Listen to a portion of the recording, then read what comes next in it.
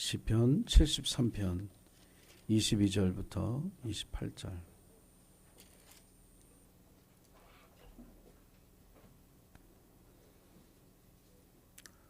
우리 성경을 찾아서 혹은 화면으로 같이 22절 말씀부터 28절까지 함께 읽겠습니다. 자, 시작. 내가 이같이 우매무지함으로 주 앞에 짐승이 오나 내가 항상 주와 함께하니 주께서 내 오른손을 붙드셨나이다. 주의 교훈으로 나를 인도하시고 후에는 영광으로 나를 영접하시리니 하늘에서는 주 외에 누가 내게 있으리요 땅에서는 주밖에 내가 사모할 이 없나이다. 내 육체와 마음은 쇠약하나 하나님은 내 마음의 반석이시요 영원한 분깃이시라. 무릇 주를 멀리하는 자는 망하리니 음녀같이 주를 떠난 자를 주께서 다 멸하셨나이다. 하나님께 가까이함이 내게 복이라. 내가 주 여호와를 나의 피난처로 삼아 주의 모든 행적을 전파하리이다. 아멘. 오늘 아사베 시편 73편을 통해서 내게 복된 일 이런 제목으로 말씀의 은혜를 함께 나누겠습니다. 목이 좀 잠겨 있는 거는 좀 상황이 제가 그렇습니다. 목소리가 이렇게 마음대로 이렇게 나오질 않아서 약간 귀 기울여 잘 들어주시기를 부탁드리겠습니다. 하나님 중심으로 사는 한 해가 되기를 주님의 이름으로 부탁을 드립니다. 말씀 중심, 예배 중심, 기도 중심, 이것이 우리의 삶의 중심이 되어져야 여러분 하나님을 가까이 하는 그런 삶을 살아갈 수가 있습니다. 그리스도인으로 살면서 하나님을 중심으로 살지 않을까 이런 생각을 하지만 많은 그리스도인들이 자기 중심으로 살아가는 때가 너무 많이 있습니다.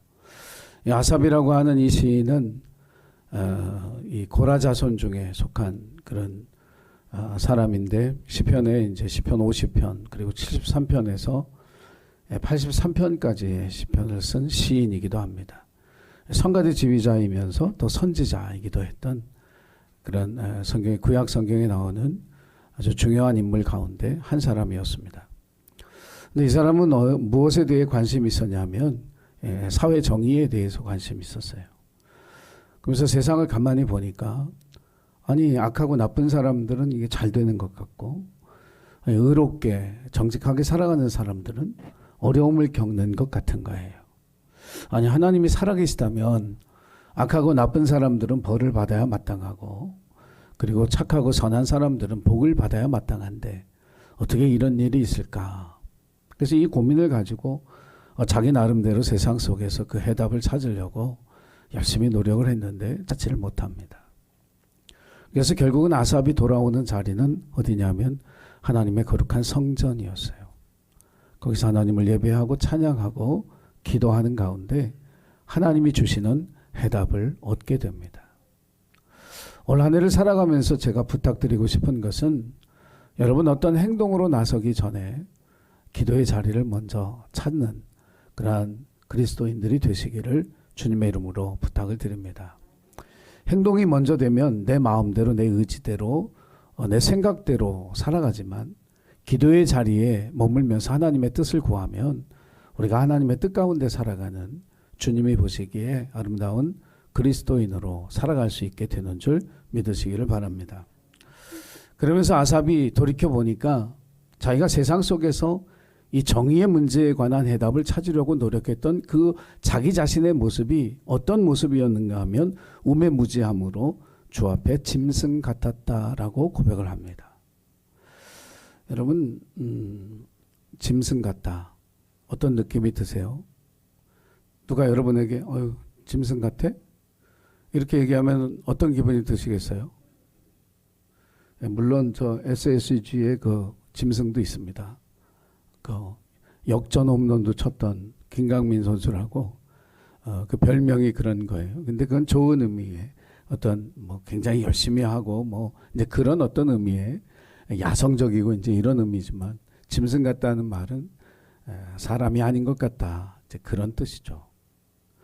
우리 사회에 범죄가 잔혹해지다 보니까 사람 같지 않은 정말 짐승 같다. 이런 얘기가 저절로 나올 만큼 끔찍한 범죄자들이 우리 눈에 보이고 우리 귀에 뉴스로 들려집니다. 어떤 분들은 그래서 사형제를 다시 부활해야 된다. 그런 잔혹한 범죄에 대한 경각심을 주기 위해서 이런 얘기가 나올 만큼 우리가 살아가는 세상 속에 짐승 같은 그런 존재들이 있죠. 사실 아삽이라고 하는 사람이 얼마나 짐승 같았겠어요. 하나님의 선지자요. 또 하나님 예배하는 찬양하는 그런 찬양 사역자로서. 그런데 세상 속에서 헤매이면서 자신이 세상 밖 하나님 밖에서 하나님을 떠나서 자기 중심적인 삶을 살아가는 자기의 모습을 보니까 우매무지한 짐승과 같았다. 이렇게 고백하고 있습니다. 이게 아삽의 모습만은 아니죠. 어느 순간 저와 여러분에게도 자기 만족을 위해서만 살아가는, 다른 사람에 대해 배려하지 아니하고 난폭한 언어와 행동, 또 분노와 혈기를 밖으로 표출해내는 그런 짐승 같은 모습이 저와 여러분에게도 있을 수 있다라고 하는 겁니다. 하나님 중심으로 살라는 것은 다시 말해서 우리가 우매무지한 짐승이 아니라 하나님의 형상을 가진 고귀한 하나님의 자녀로 살아가는 일에 있어서 가장 중요한 일이다라는 그 사실을 저와 여러분이 깨달아야 할 줄로 믿습니다. 성경에 보면 위대한 임금 다윗도 그랬습니다.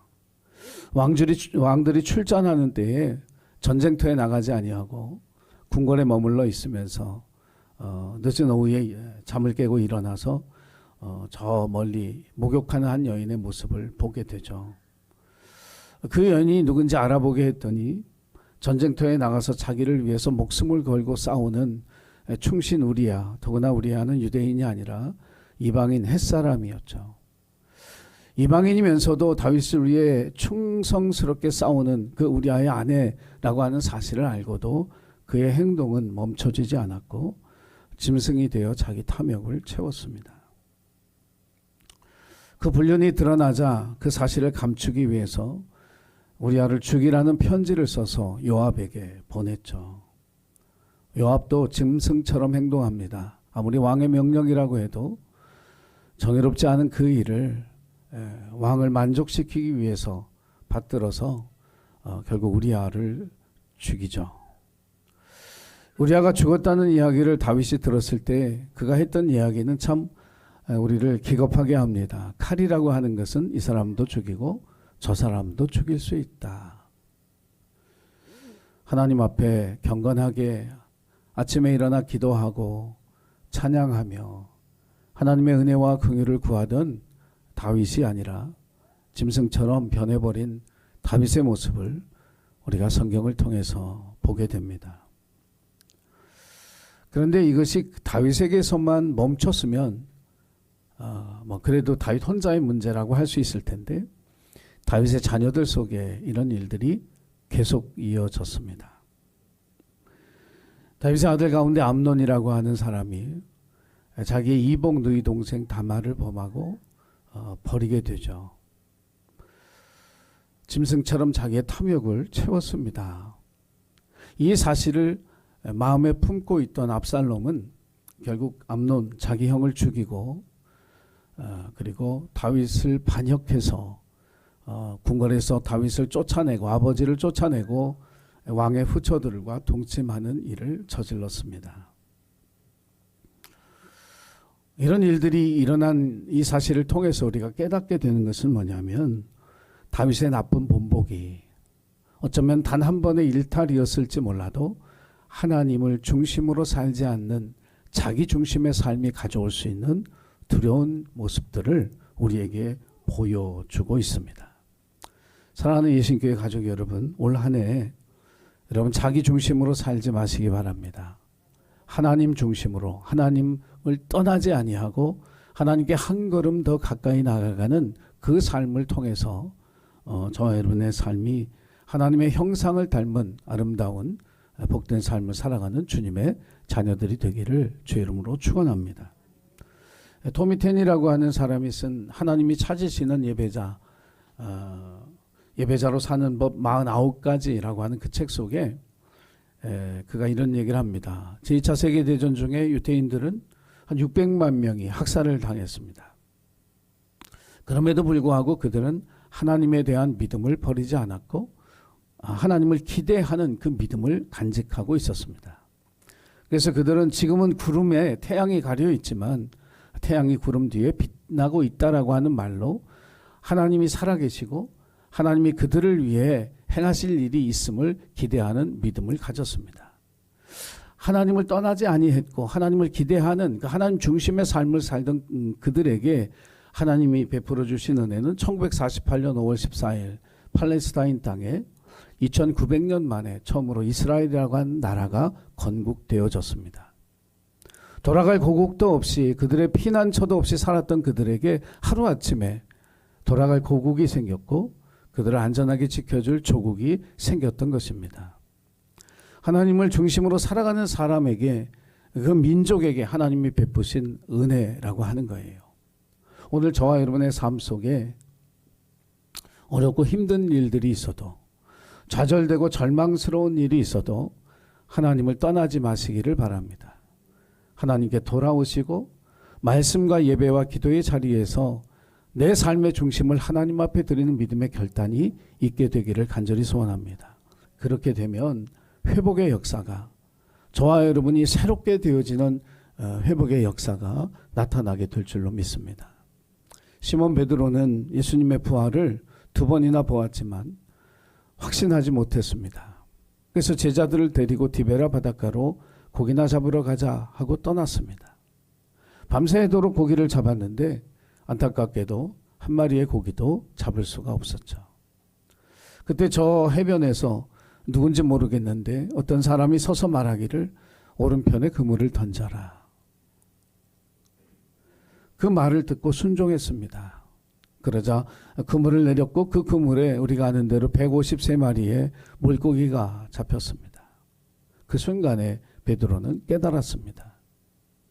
주님의 말씀에 순종하는 그 순간, 다시 말하면 주의 말씀이 내 삶의 중심이 되는 그 순간에 예수님이라고 하는 사실을 깨달았고 말씀에 순종함으로 고기를 잡을 수 있었고 그리고 그 바닷가에서 예수님은 다시금 사랑으로 그들을 불러주셔서 예수님의 제자로 다시 살아갈 수 있도록 회복시켜 주시는 귀한 은혜를 베풀어 주셨습니다. 사랑하는 예신교회 가족 여러분, 올 한 해 어떤 순간에도 하나님 중심으로 살아가는 한 해가 되기를 주의 이름으로 축원합니다.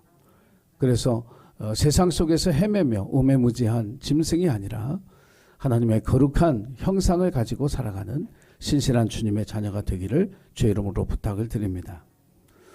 두 번째로 오늘 말씀 속에 아삽은 자신의 육체와 마음이 쇠약해져 가 있는 그 모습을 우리에게 들려줍니다.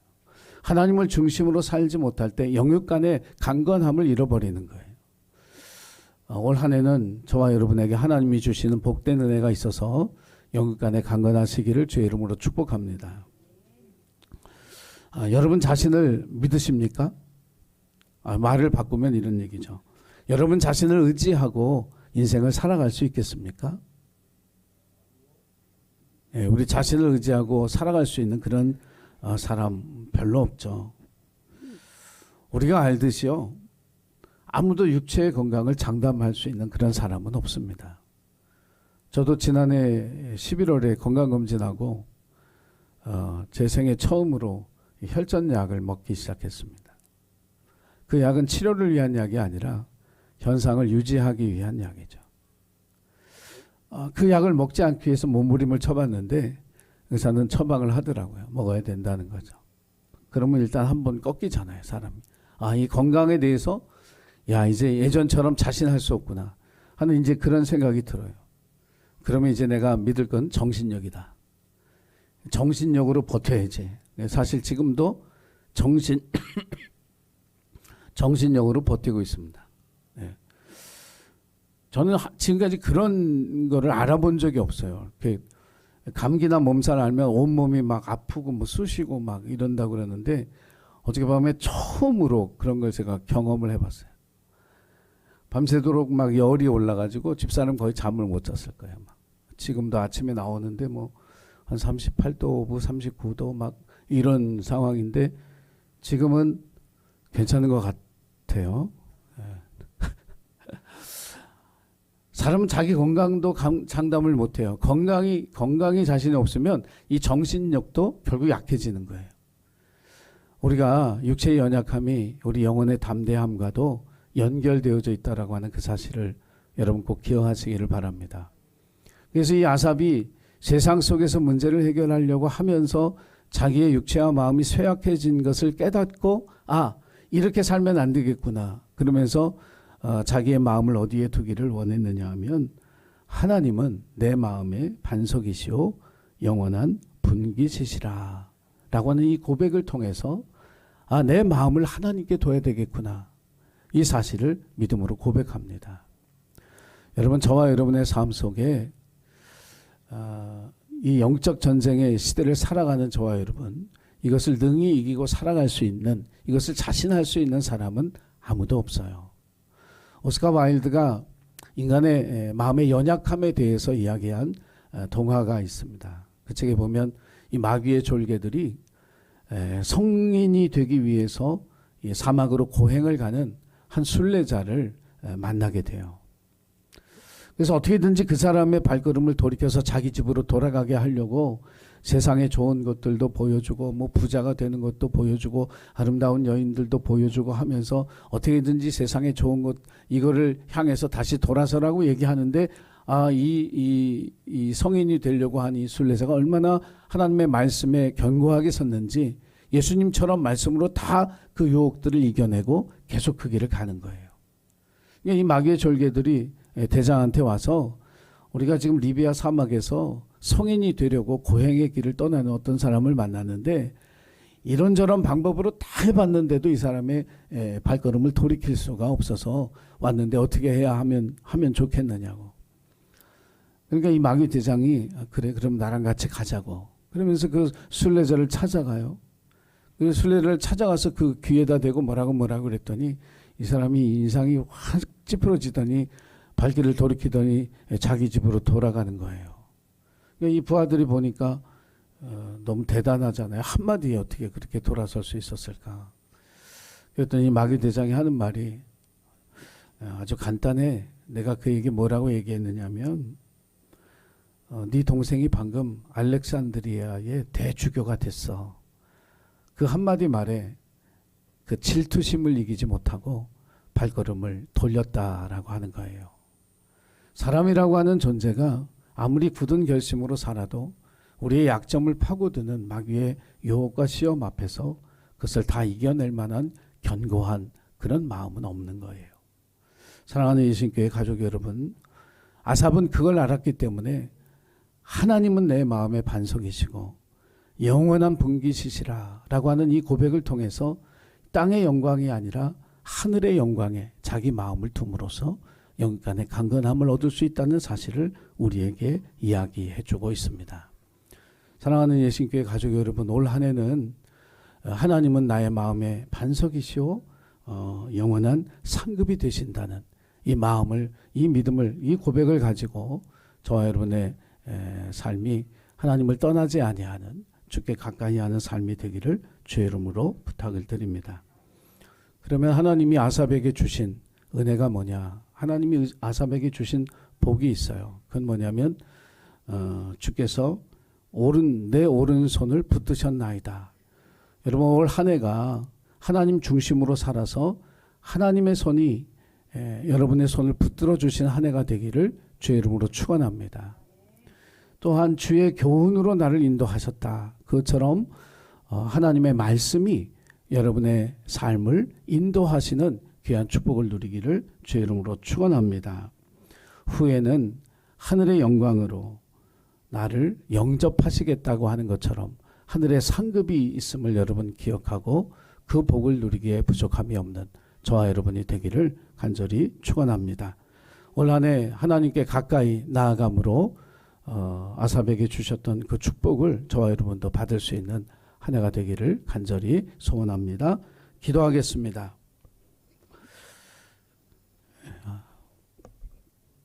하나님을 떠나 살 때 우매무지한 짐승 같기도 하고 영과 육이 쇠약해져 시험과 유혹에 무너지는 저희들인 것을 고백합니다. 올 한 해 하나님 중심으로 하나님께 한 걸음 더 가까이 나아가는 삶을 통해 우리의 삶이 주님의 손에 붙들림 받은 삶이 되어지도록 하나님 은혜 주시고, 또한 주님의 말씀으로 우리를 인도하시는 귀한 은혜를 받게 하여 주시고, 하늘의 영광으로 하늘의 상급을 누리기에 부족함이 없는 우리의 삶이 되도록 축복해 주옵소서. 감사드리며 예수님의 이름으로 기도드리옵나이다. 아멘.